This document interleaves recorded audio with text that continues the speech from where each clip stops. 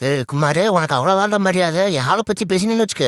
ஆமா பெரிய வாயை பத்தியா ஊன்னு பார்க்க மாட்ட மாதிரி போடா இருக்கு அடிச்சு போடுவேன். ஏய் உனக்கு அவ்வளவுதான் மரியாதை. போடா இனிமே உன்கிட்ட பேசுனா பாரு குமாரே. நெசமாவே பார்க்க மாட்ட மாதிரி தான் இருக்கா வாயி. ஆமாடா.